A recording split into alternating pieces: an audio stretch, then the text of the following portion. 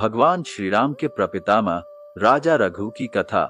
इस संसार में कई ऐसे प्राचीन क्षत्रिय कुल है जिनकी गाथा उस कुल में जन्म लेने वाले महापुरुषों के कर्मों के द्वारा अमर हो गई है। ऐसा ही एक कुल था रघुकुल। रघुकुल या रघुवंश एक महान प्रतापी सम्राट के नाम पर प्रचलित हो गया था और उस सम्राट का नाम था राजा रघु। राजा रघु का जन्म सूर्यवंशी कुल में हुआ था।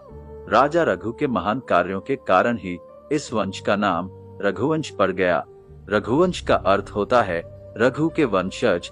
रघुवंश शुरू से ही त्याग, तप, करुणा, प्रेम, दया, वचन पालन तथा शौर्य का प्रतीक रहा है। रघुवंश काव्य में राजा रघु तथा उनके कुछ वंशज का वर्णन मिलता है। राजा रघु इक्ष्वाकु कुल के महान राजा थे। इनकी महानता, दयालुता, प्रेम, पराक्रम आदि के कारण इस कुल को रघुकुल कहा जाता है और स्वयं भगवान श्री राम अपने आप को रघुवंशी कहते हुए गर्व महसूस करते थे।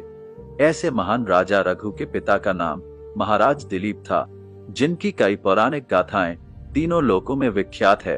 राजा रघु की माता का नाम सुदक्षिणा था, जो महान तपस्वी तथा पतिव्रता नारी थी। राजा रघु एक महादानी, महापराक्रमी और प्रजावत्सल राजा थे।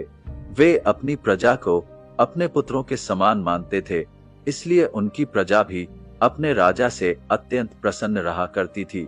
राजा रघु के द्वार से कोई खाली हाथ नहीं जाता था। राजा रघु की दानी प्रवृत्ति तीनों लोकों में विख्यात थी। उनकी दानी प्रवृत्ति की कई प्रकार की कथाएं प्रचलित हैं। उनमें से एक कथा का वर्णन यहाँ पर किया गया है। एक बार राजा रघु ने अपने राज में यज्ञ करवाया तथा इसके पश्चात समस्त ब्राह्मणों को उत्तम भोजन तथा उपहार बांटे गए। राजा रघु ने इस यज्ञ में दिल खोलकर दान किया, जिससे राजा रघु का संपूर्ण राजकोष खाली हो गया। राजा रघु के पास उनके वस्त्रों के अलावा और कुछ नहीं था। तभी राजा रघु के पास ऋषि वर्तंतु के शिष्य कौत्स आए। कौत्स ने जब राजा रघु की ये दशा देखी तो वह मन में संकोच करने लगे कि राजा रघु उनकी इच्छा कैसे पूरी करेंगे। वे तो यज्ञ में अपना सर्वस्व दान कर चुके हैं। राजा रघु ने कौत्स का आदर सत्कार किया और उन्हें आसन पर बिठाया और पूछा, हे ऋषि वर्तंतु शिष्य कौत्स, बताइए मैं आपकी किस प्रकार से सेवा कर सकता हूँ। आप जो भी आज्ञा करेंगे मैं उसे अवश्य पूर्ण करूंगा। तब कौत्स ने कहा, नहीं राजन, मेरी कोई भी इच्छा नहीं है। मैं आपसे कुछ भी नहीं चाहता हूँ। मैं तो बस आपके दर्शन के लिए ही आया था। तब राजा रघु ने उत्तर दिया, हे कौत्स, चारों दिशाएं साक्षी है। राजा रघु के द्वार से कोई भी ब्राह्मण खाली हाथ कभी भी नहीं गया।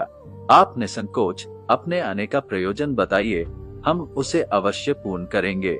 ऋषि वर्तंतु शिष्य कौत्स ने कहा, हे राजन, मेरी शिक्षा पूर्ण हो चुकी थी, इसलिए मैंने अपने गुरुवर वर्तंतु से गुरु दक्षिणा मांगने के लिए कहा, किंतु गुरुवर वर्तंतु ने गुरु दक्षिणा लेने से मना कर दिया और कहा, तुम्हारी सेवा ही मेरे लिए गुरु दक्षिणा है।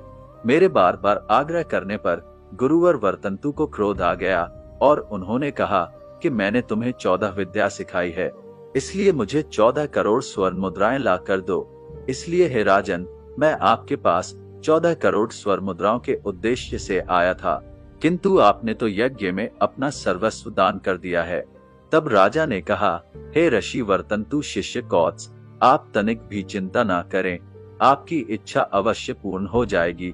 आप मुझे केवल 3 दिवस का समय दीजिए और तब तक के लिए आप मेरे राजमहल में रहकर मेरा आतिथ्य स्वीकार कीजिए। ऋषि वर्तंतु शिष्य कौत्स राजा रघु के महल में आराम करने लगे।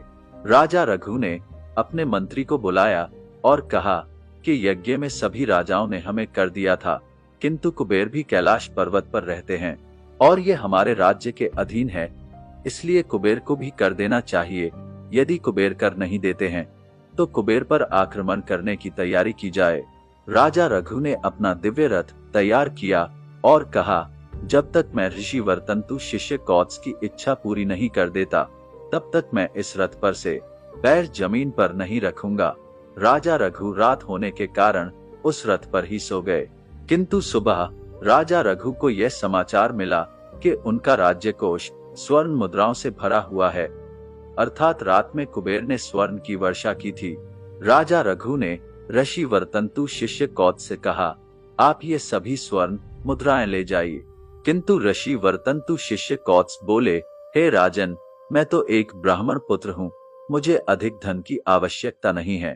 मुझे केवल 14 करोड़ स्वर्ण मुद्राएं ही चाहिए, इससे एक भी अधिक मुद्रा मुझे नहीं लेना है। तब राजा रघु ने ऋषि वर्तंतु शिष्य कौत्स को 14 करोड़ स्वर्ण मुद्राएं दे दी तथा बाकी सभी धन ऋषि मुनियों और ब्राह्मणों में बांट दिया। इस प्रकार से राजा रघु ने अपनी दानी प्रवृत्ति को बनाए रखा। राजा रघु की वंशावली। राजा रघु महाराज कुकस्थ के पुत्र थे, किंतु अन्य पुराणों तथा ग्रंथों में राजा दिलीप को रघु का पिता बताया गया है। उस समय तक इस वंश को इक्ष्वाकु वंश कहा जाता था। राजा रघु के अत्यंत तेजस्वी और पराक्रमी नरेश होने के कारण इस वंश का नाम रघुवंश हो गया। राजा रघु के पुत्र प्रवृद्ध हुए और प्रवृद्ध के पुत्र शंखर थे। शंखर के पुत्र का नाम सुदर्शन था। सुदर्शन के पुत्र हुए अग्निवर्ण। अग्निवर्ण के पुत्र शीघ्रग और शीघ्रग के पुत्र मरु हुए और मरु के पुत्र प्रशुश्रुक थे। प्रशुश्रुक के पुत्र का नाम राजा अम्बरीश था तथा अम्बरीश के पुत्र का नाम नहुष। नहुष के पुत्र याति और याति के पुत्र नाभाग थे। नाभाग के पुत्र का नाम था महाराज अज, जिनका युद्ध रावण से हुआ। महाराज अज के पुत्र दशरथ थे और दशरथ के ये 4 पुत्र राम, भरत, लक्ष्मण तथा शत्रुघ्न उत्पन्न हुए।